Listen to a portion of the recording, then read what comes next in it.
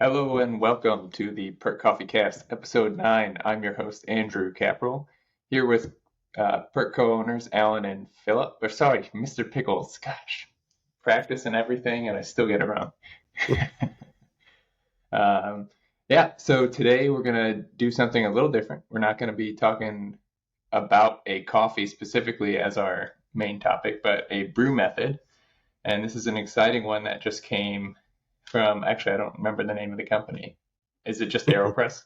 Aerobi is the company that makes them. Aerobi. Yeah. Right. The Aeropress XL. Boom.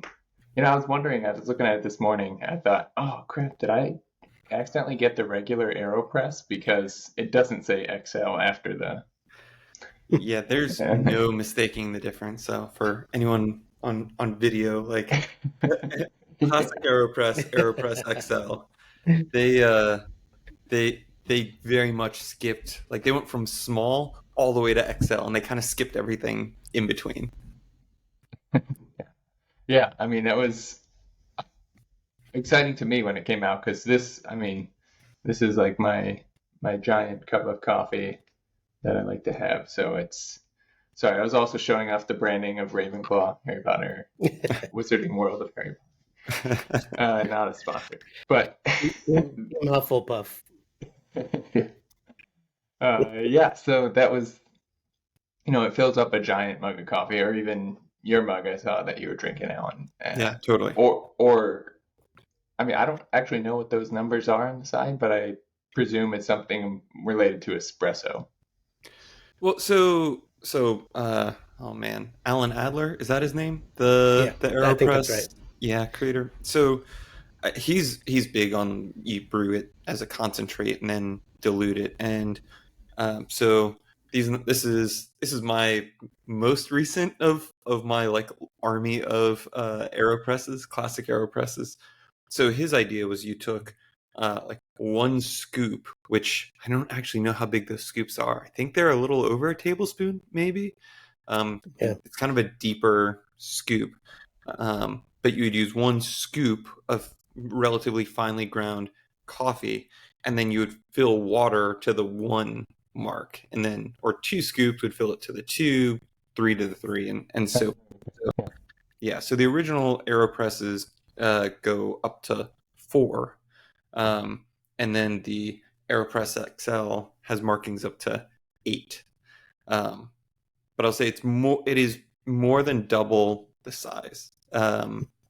Not it's it Yeah, you can get two like legit full cups out of the XL, which is really interesting. Like I was a huge French press fan for a long time, and if you like that kind of heavier immersion brew, and you wanted, I mean, even one full cup, but especially two, I mean, you kind of went to the French press where uh, it if you are brave, you can get 40 grams of coffee and 600 grams of water into the AeroPress XL and plunge it all into. It comes with this little carafe thing.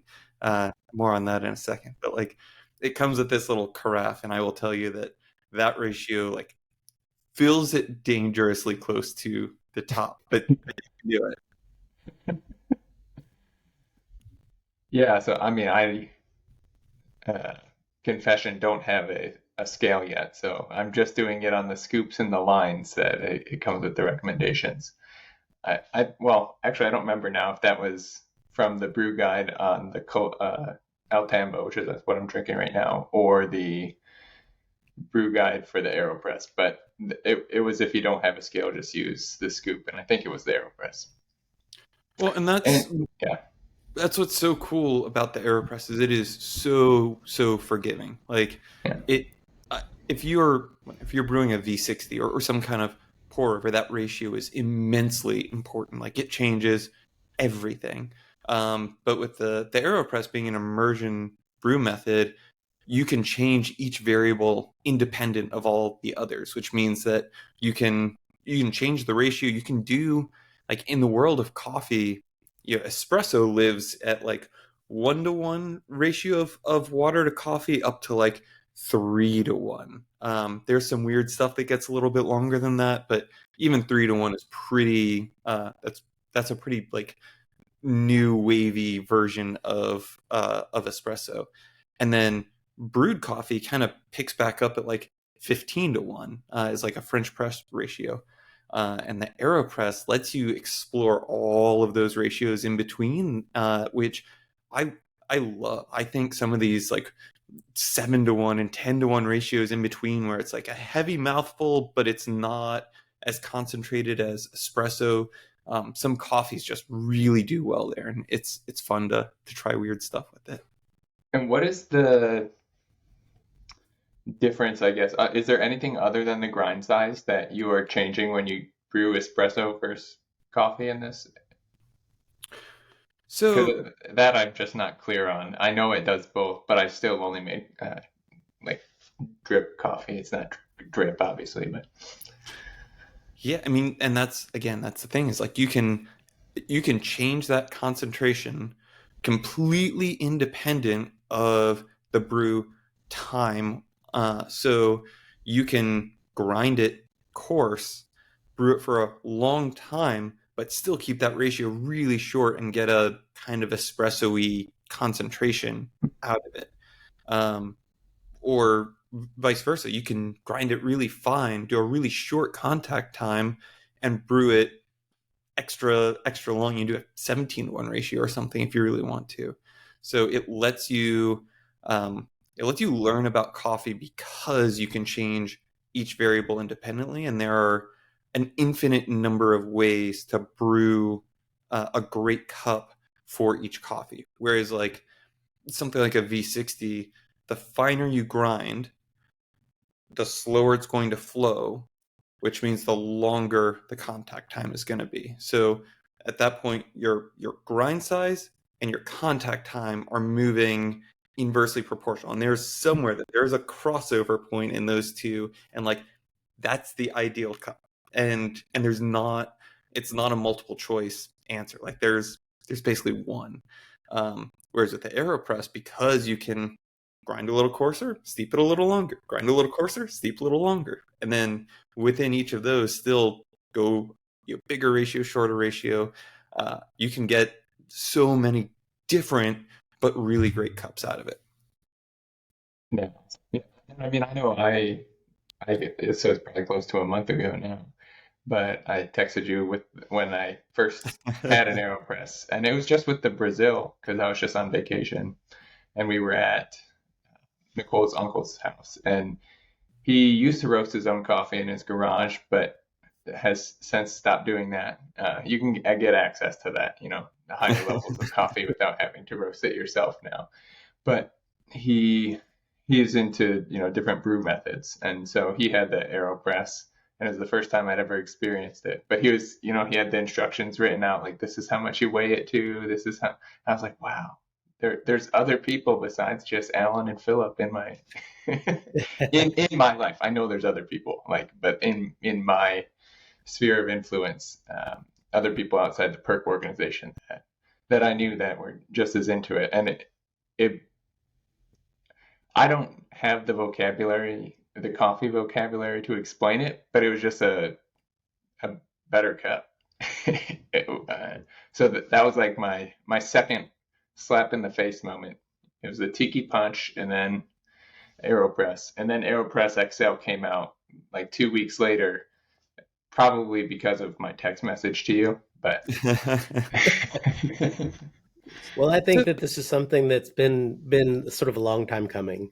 AeroPress was one of the very first brew devices I had that I explored and kind of got really excited about. And it wasn't one of the first ones that existed, but it was one of the first ones I had, and loved it, and got part of my also getting really into coffee was getting into brewing.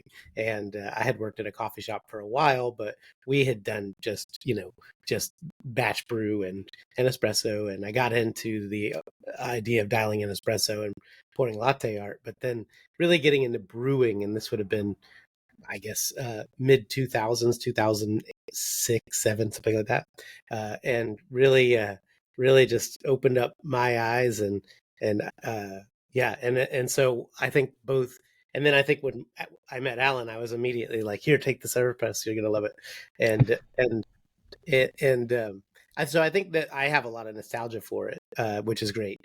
But it's also a great brewer. It's still to this day one of the best options to go to, and uh, yeah, it's fantastic. And I think that like the only gripe that everyone's had forever about the Aeropress is that it's so small. So, and then what was crazy is their next move was like, well, let's do a smaller one, and you're like, Right. what? Like that's the like are you like I feel like it should have been like an April Fool's. Like it was like you're just messing with us. Why would you do that? And then they were like, wait a minute, we went the wrong way. Let's get you the big one. You're like, Yeah. thank you.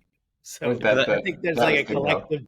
a collective sigh of like this is the thing that this is the only bad thing about this brewer forever. And it's not even that bad because you can definitely brew around it making concentrates and stuff like that. And that's part of how part of that learning process Alan mentioned was like, oh, okay, interesting. So I'm making concentrates and diluting them.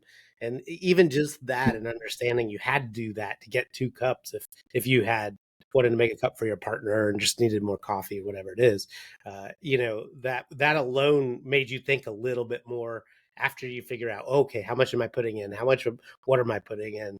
How long am I going to do it before I press it? Then the idea of this dilution. So it starts to make you think, and then as you think, you're like, oh, well, let me try this. Let me try this. So it was kind of the perfect first brewer to really go down the rabbit hole. Yeah, Totally. that I didn't actually think about that. So that's a good point. I mean, you could do this now even with the XL, right? You could make a giant concentrate and Sure. I mean, not in place of a batch brewer. That's the Aeropress XXL, but Yeah. but like in place of You, a percolator, like enough for Well, a dozen people maybe. Yeah, I if mean, you this brewed is it strong enough a at the half larger gallon. amount, Yeah. then you add all the dilution of water. I haven't actually played around with the Aeropress XL as much as I need to, but you can definitely make a lot bigger cup than probably two. Alan, what would be the maybe around the largest you think you could make? Well, so if you're brewing it like a 15-1 ratio, it's 2 cups, and that like you are Right. at Yeah. the limit. At least using that carafe, but um, yeah, I mean, so if you figure this is like eight servings, according to Aeropress, like it's a half gallon of coffee. Yeah. So, and I will say, so I prefer to brew. I prefer to brew the coffee, kind of as just like a The way you finished want to drink product. it. Yeah. Yeah, in its finished concentration. But so there are World Aeropress Championships. Like this is a thing and a long running thing, and all their recipes are online, which is really cool. So if you want to, try what other people have found works, like you can just go to town following everyone's, and it's down to like what water they used and what temperature the water was and what coffee and how it was great. Like it's all in there. So Did they brew it regular? Did they invert it? Like totally, all kinds of fun stuff. yeah. And yeah, and people have brewed concentrates for years on that. Like that has, in fact, it trended to the point where people were using the regular AeroPress with like 60 grams of coffee. So it was creating this like 3-inch tall coffee puck out of it. It was super concentrated. They actually changed the rules this year where I think you're capped at 18 and a half grams for your Oh dose. wow, I didn't know that. Yeah, which was really interesting to see. Are people still going to brew a concentrate, or I mean, you can do a 15-1 ratio, barely, but you can do a 15-1 ratio at 18 grams or so out of the regular Aeropress, and the trend was still for sure everyone on the podium brewed a concentrate this year. So it's just interesting to see what direction that goes. A lot of people use lower temperature water in the Aeropress as well, because unlike in a pour over kind of situation where, so if you're making a V60, you're making a clever, whatever it is, even though the water you're pouring is 205 degrees, if you stick a temperature probe down into the slurry, that mix of coffee and water, it's usually down around 170 degrees. You just can't get it hotter than that. Whereas with the AeroPress, if you pour 200-degree water in here, the slurry is going to be like 190 degrees. I think that's a good thing. I prefer to use really hot water still in the AeroPress, but the trend in competition world is to use lower temperature water. And that's still with the more adventurous, like wild style coffees. Oh, totally.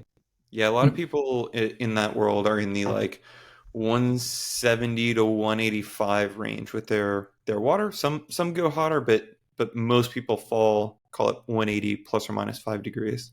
So they just increase their extraction time, or what's the Yeah, like? or grind finer. Yeah. Yeah. And remember, when you're in competition, one of the things, there's obviously you want to brew the very best cup, right? But there's also like you have to make a certain amount of cups. There's a certain amount of judges. You have a certain amount of time. So you also have to consider all those factors. So some of that might play into cup quality, and some of it might be logistics of like, if I brew it this hot, I can't plunge all the coffees in time. Who knows exactly? Sure. I mean, you got to talk to the competitors and find out why they made those decisions to 100% Yeah. know. So it's great to have the recipes, but you don't know how and why they came to them unless they said so in an article you can read, which oftentimes happens, especially with winners. So I just want to get in there real quick because like I know that Alan's gonna have a lot to say. I think one of the very coolest things about the AeroPress is how well it travels. And I know that when I was first getting into coffee and I go to my in-laws' house or something like that, I would always have. I had a little special suitcase with all my brew stuff. I was, I don't. Now I just throw some instant in my backpack for the most part, and I would, set up a little coffee shop on their porch while in the morning for all of the folks. But yeah, the AeroPress was perfect for that because it's almost impossible to break, and it's easy to clean, and it doesn't take up a lot of space. And at the time, if you had also combine it with like a Porlex grinder, which is a hand crank grinder, at this point there's a million hand crank grinders on the market, but that would fit into the actual AeroPress. So it was like this great little travel brewer, which is, even after I kind of moved on to brewing in lots of different devices, whenever I traveled, I'd grab that AeroPress and the Porlex and head out. So really, top of the travel aspect is the accessibility of it too, right? Like you're getting everything we've described so far in $50, I think, for the regular, 70 or 80 for the Aeropress XL. right. And it's portable. Easy to clean is probably actually my favorite part because that was my least favorite part of French pressing. And this, like we said, kind of delivers a similar cup, at least to my taste buds. And so, Also, I'm like when I'm cleaning French presses, I'm also breaking French presses. Yeah. yeah, Most of them that I've broken have been in the sink, and it's just glass everywhere. yeah. That's right. So I don't know if you know this story, Philip. I think you recommended to my wife the Porlex as a gift for me because I was real into the AeroPress, and I had a hand grinder that was it was one of the old Hario hand grinders. It was bigger, and so this is a little over 10 years ago. I'm in Afghanistan, and I was like out in the mountains, middle of nowhere, and every once in a while we'd get a helicopter that would come in with mail, and you're hyper vigilant about, like, they teach you all these things to look for, with packages that, like, they might be explosive devices, and this package comes in, and it's kind of a little box, and it's got some kind of sketchy markings on it and everything. So I open it a little timidly, and it's just Japanese letters, and there's this metal cylinder in it, and I'm like, whoa, right. what is happening right now? Yeah, And thankfully I I can saw the imagine. word. Yeah, Not good. right. Like I'm borderline freaking out for a second that I've just opened a bomb, and it turns out it was fine. It was a I've never heard this story. That's funny. and yeah, I mean, after that, for what we did instant 4 years ago now. So for about 6 years, I traveled around with an AeroPress with a little Porlex grinder stuffed inside of it, I can't. I brewed so many cups of that, I had to replace the ceramic burrs in my Porlex more than once. Like that's a That's lot awesome. of coffee grinding.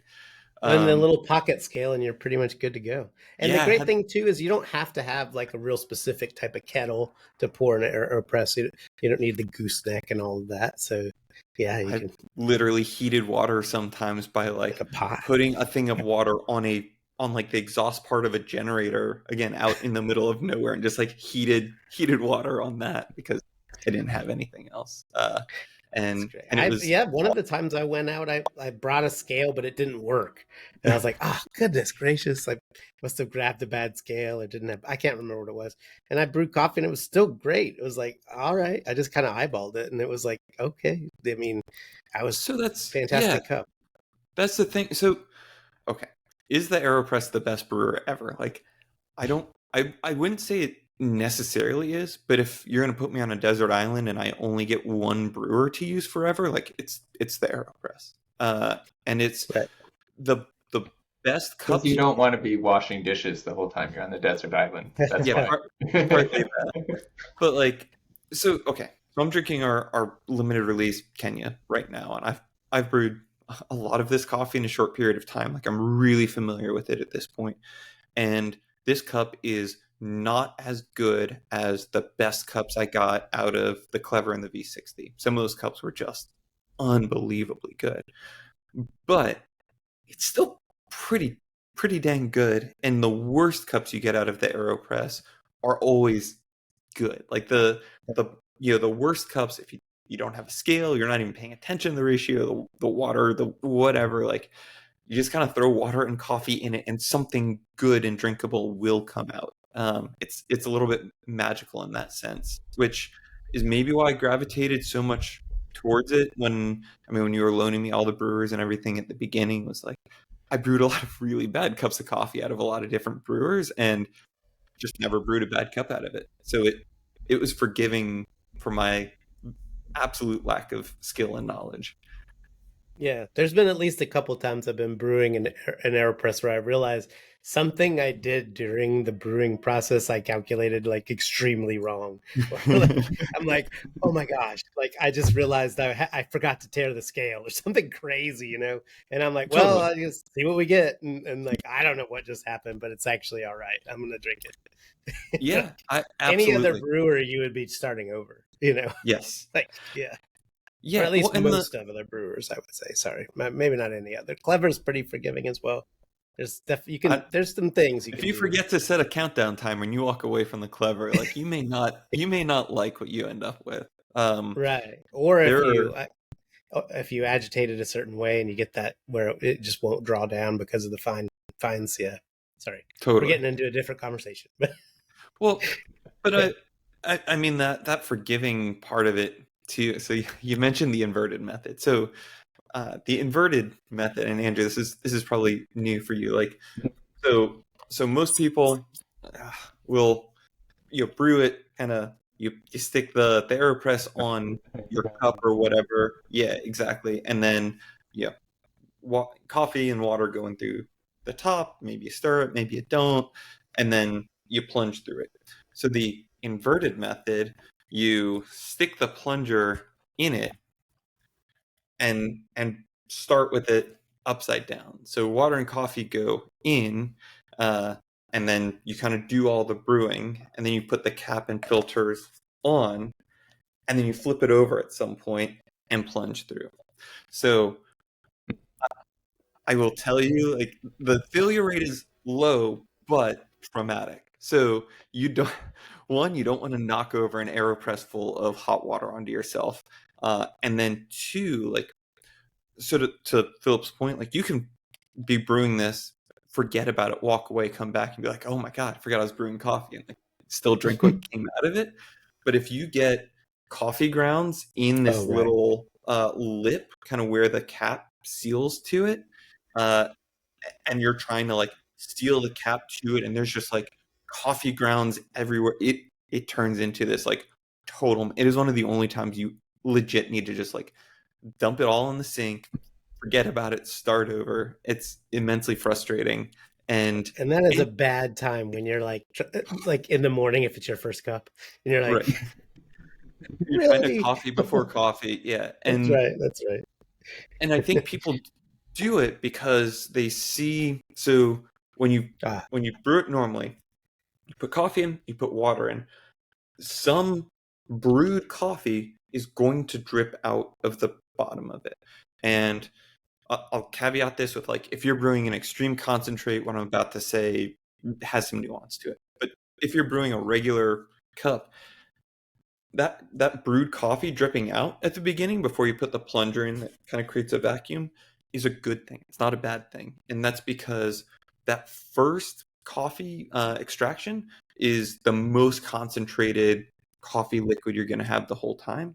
And by removing some of that from the brew chamber, you actually increase the rate of extraction in there, because that, so going back to the concentration gradient thing, like, your concentration gradient gets uh, bigger, so you're pulling more stuff out of it. I think you actually get a better cup, which is why I think, yeah, here we are 10 years after I visited Tim Wendelboe's cafe in Oslo, which they at least then used the Aeropress for brewing. And I was, nerding out, asking the barista. I was like, oh, like, do you do the inverted method?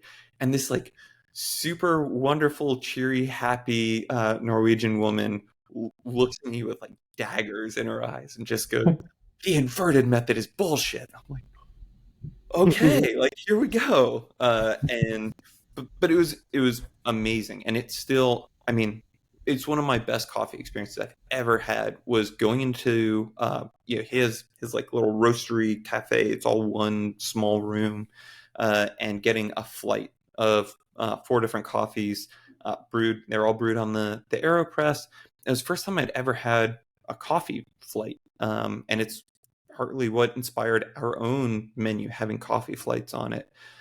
And it was, I mean, I guess it speaks volumes to what this brewer can do, where not brewing a concentrate, not doing any inverted craziness. They brewed, it was 14 grams of coffee, 200 grams of water. I think they used 200-degree water, and it was like a minute and a half brew time, or steep time. And these four coffees were each a world-class cup of coffee, and there was nothing lost in the distinction between the four. Like, you weren't mistaking one for the other. Like, they still were able to bring out all the nuance and all the amazing flavors from each of those coffees. And it was, yeah, I mean, it's an experience I still think about regularly.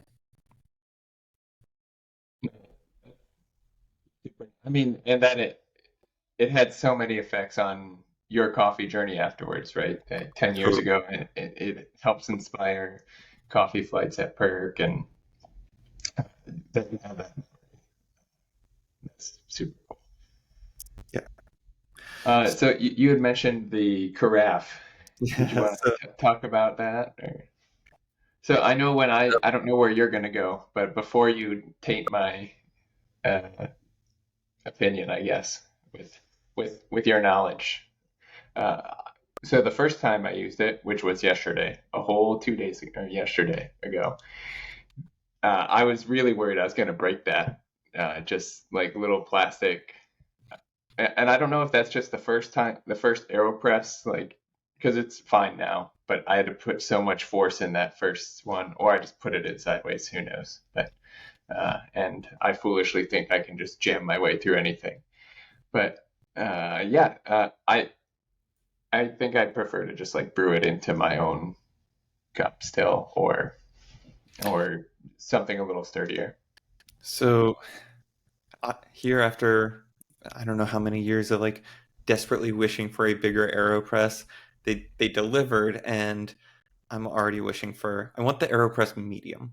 Like, I don't need the extra, like, I want the AeroPress medium. And this the one, or not the one, but the my biggest grievance with the XL. So yeah, the original AeroPress, like, the size of the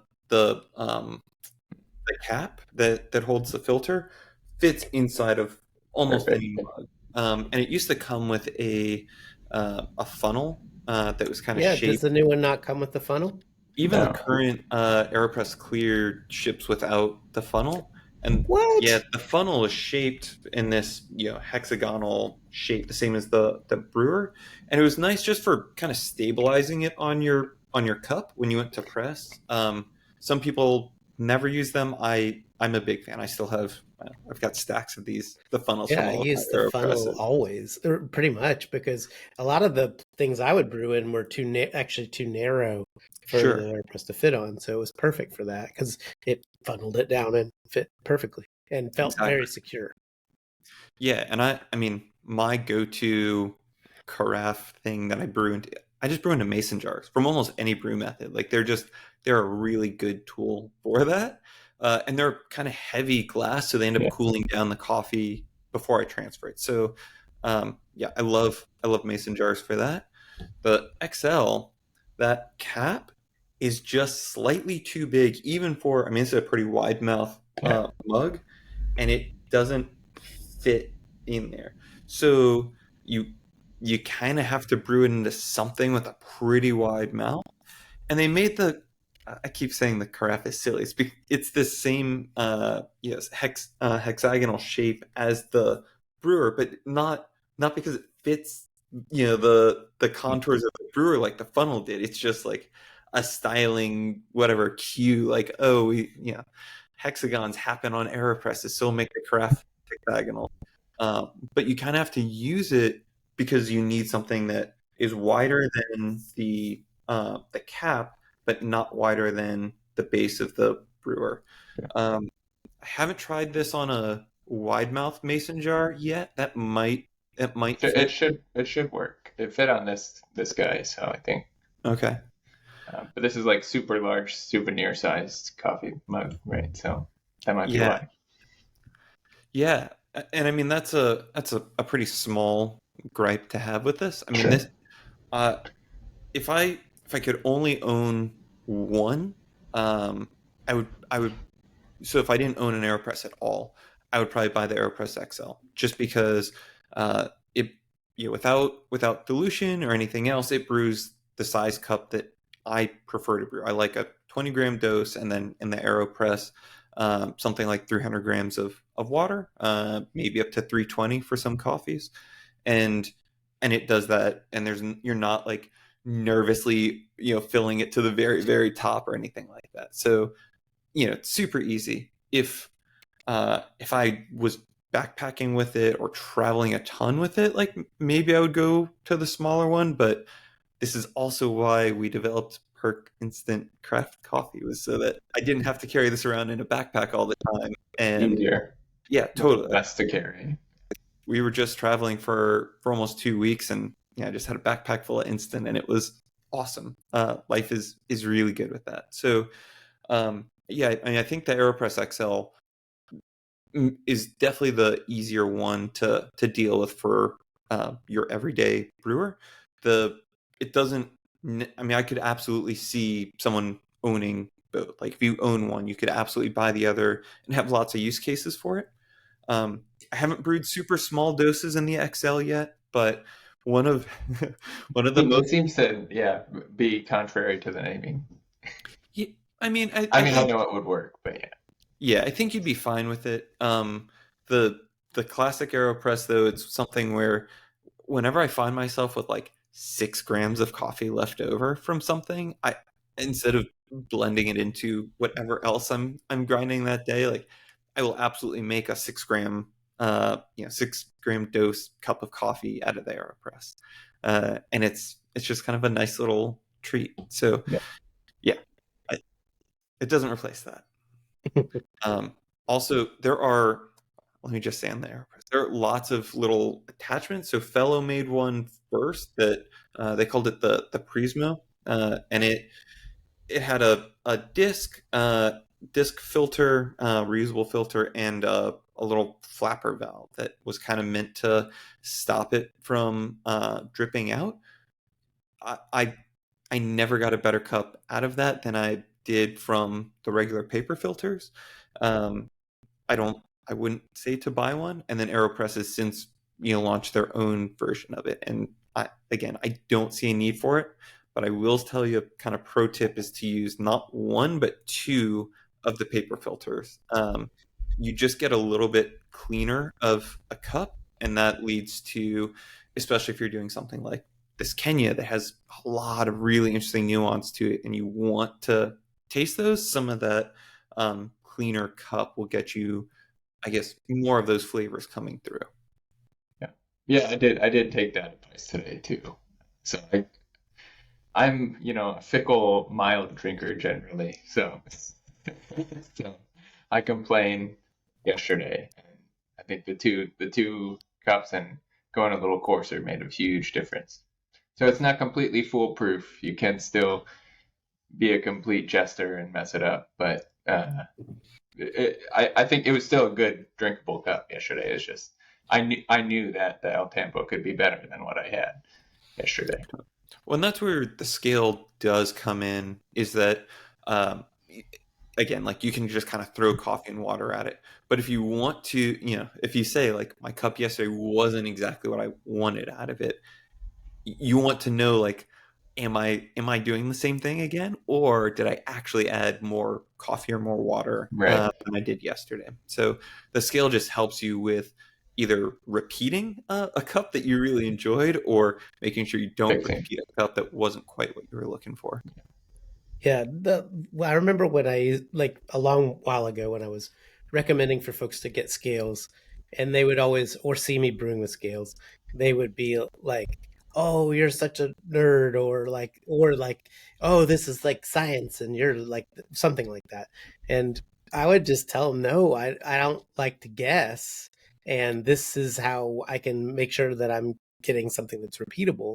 And then also, like, once I have my recipe, I can actually be pretty dumb and like turn my brain off and just be like 20, Yeah. like, oh, it says 20, let's go. Like, it's just the opposite. It's like, because I disliked, previous to this, in a life where I was just a barista and brewing coffee, you'd be making coffee in the morning and you'd put a scoop, and then you're like you always have this inclination to put a little bit more. I did, at least. Like, it might not be strong enough or something like that, but this Yeah. way, exactly. There's no guessing. There's no like, well, I hope it's going to be good. Like, this way you're feeling pretty confident. And so it's a pretty inexpensive piece of kit or gear that, especially, like, you can buy fancy ones that have built-in timers. You can spend hundreds of dollars, or you can get, you know, uh, for about around $30, you can get something that absolutely works, and it's definitely well worth the 30. And I know, Alan, when you used to travel around, you had your little pocket scale. Yeah. Yeah, so it was a AWS blade scale. It was under $10, and I used that for, I don't know, probably 6 or 7 years, and it still worked. I gave it to a friend when I had amassed a whole lot of scales by that point, and was just like, "Dude, you need a scale. Like, take this." And I don't know. As far as I know, it's still out there doing its thing. So yeah, you don't have to spend a ton of money, but it does help. And then, for some coffees, that brew ratio, like, doesn't matter so much. Like, the Legender is going to taste like Legender at a higher or lower brew ratio. It doesn't fundamentally change. But something like the Mexico Pasitos that we talked about a few weeks ago, totally different cups at a 17-to-1 ratio, 16-to-1 ratio, and 15-to-1 ratio. And just to put that into, like, whatever, for not scale users, um, if you're brewing 3.5 tablespoons of coffee, when you are thinking about how much water difference that is, each one of those is a little bit more than 1 teaspoon of water. I think a teaspoon is like 15 milliliters, or somewhere around there. So, like, If you're using uh, teaspoons for your water, you definitely want to think about a scale. right. Well, and that's like, there's if you can Teaspoon. eyeball the difference of whatever 20 milliliters of water out of 300, like, you're doing a way better job, or way better calibrated eyeballs than I've got. So Right. it's that consistency that comes into play, or being able to, to tweak it a little bit, a little bit weaker, a little bit stronger. Well, that's what Alan Adler, I guess it is, that was getting at with the numbers on the side and trying to make something that was consistent and repeatable. And you know, I can't remember what year the Aeropress came out, but I think this is before some of the brew trends that are a little bit more prevalent now were really happening. And so, there's a lot of these brewers we brew on aren't new things. They've been around for quite a while. The Chemex and even V60, I think, have been around for a while. If it wasn't the V60, like a Melita style drip. So these are things that have been around a while. It's just that there's been a lot of technique and other pieces of gear to help folks produce better coffee, and along with coffees that are better sourced and roasted, hopefully a little better. So, and obviously better is subjective to some extent. Well, yeah, I mean the Chemex is what, 60 years old at this point, something like that. It is. I get a lot of when we used to brew on Chemexes. We did the Chemex for two back in the day, and I get a lot of grandparents being like, "I have one of those sitting in my attic," or something like that. I'm like, that's right. Yeah, and it's still iconic, mostly because it's beautiful. It is. It is not a brewer that I recommend for any use case, but it's really, really pretty, and it's super iconic, and it's been around for a long time. Whereas if you think about the iconic coffee scale, the first mass produced, widely adopted coffee scale, it was the Hario drip scale. And I mean, the Aeropress is twice as old as that thing, probably. I don't know, we'll have to consult the research department on this, but we'll have to get a research department first. The Aeropress definitely predates that, and again, because unlike the V60, where if you're off in your ratio, you've fundamentally changed the brew. I don't know whether you're filling to the top, bottom, or middle of the number 2 on your Aeropress, but it kind of doesn't matter. So that's why I love the Aeropress. You're not going to go wrong with it. 2005, so not as old as I thought. 2005 is the Aeropress original release date. Wow, I thought it was older than that. Yeah, as far as that's what Wiki says. I don't know.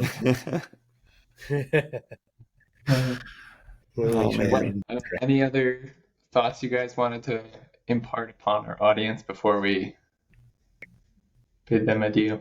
Just one. Alan Adler spells his name right, Alan. That's right. 2 L's and 2 N's. 3 N's. Oh, okay. Yeah. Like Philip. All right. Well, thank you, world. You've been great. Yeah. And I think so. Aeropress XL, you can get it from their website, right? And the Aeropress Clear. Yeah, we got original, and we also have some.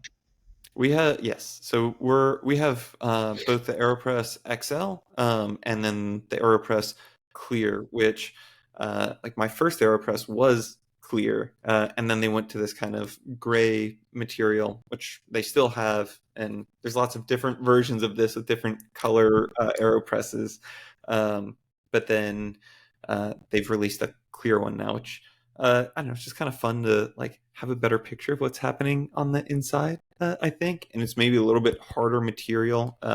These will, after, I don't know, 1,000 or 2,000 or 3,000 brews, whatever it took to do it, you start to get some striations on the inside, where the plastic is just flexed because you've pressed thousands of cups through it, and the clear, it's a little bit harder plastic that I think will hold up a little better over time, but it also is pretty.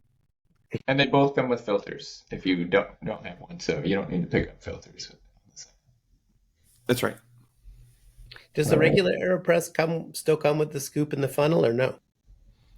No, it does not. I'd have to double check if there's a scoop, but it no longer comes with the little filter. What about the paddle?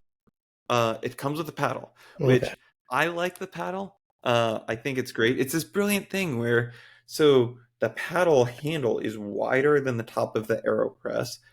So there's only so far you can jam it into there, and then the length of it isn't quite as deep as the Aeropress brewer itself, and all that means is that you're not going to reach all the way down to the paper filter and tear the filter. Which, if you were to like try to stir this with a knife or something, you're going to end up probably ripping the paper filter, and then Oh my gosh. bad day. Yeah. That in my early days of brewing, when I used to do a lot more agitation before I decided that I didn't need to do a lot of agitation on different various brew methods, like I just felt like I needed to put my magic hands on the actual grounds. I guess I don't know how many filters I've torn, knowing like don't go deep, and then the next thing I know and then that's it, and then you're like, Oh, yeah. that's the whole. Okay, we got to brew again. You have to clean up first and then brew Right, again. There's right. coffee grounds just everywhere in all the That's places right. you don't want them. Yeah. So I would say in most brew methods, maybe resist the urge to do a whole lot of agitation. You can work your brew to a place you like it in a different way. For the most part, like instead of agitating, let it steep longer. Like I don't know. I think that's one of the things that I've learned to like mess with it less. At least the me personally. Of course, I'm also a little less, a little like I remember lots of different experimental brews. I have a picture of I had this whole thing of trying to keep the slurry hotter, and I would like take a hot kettle with water and put it on top of a clever to try to to try to keep heat in. And I remember actually when Todd Carmichael did his brew competition, he took a kettle with the base, a variable temperature kettle, and the base is, as soon as you take it off the base, it stops heating it. But he glued the base to the kettle. So you poured it with the base and poured it. Yeah. And I always had this idea of like, what if you brewed in the kettle, like because it's keeping that temperature a certain place. But I think it's something that is not terribly necessary now. Anyway, Okay, before we get remember, to we're not sponsored by Yeah. Aeropress. We don't get any kickbacks from them other than the few bucks we make off of selling you one. But we just hope that if you're interested in brewing a better cup, that you have some information, and love passing that along. So, yeah. Although Aeropress, we're here. We're ready. Let's go, Alan. Other Alan. I'm gonna have to do like family farewells now. I used to have to walk to the car and just stop the car. It's like we're just driving away now. You're gonna have to just stop talking. Okay. Bye, everybody. Okay. Yeah. See ya. Thanks for listening.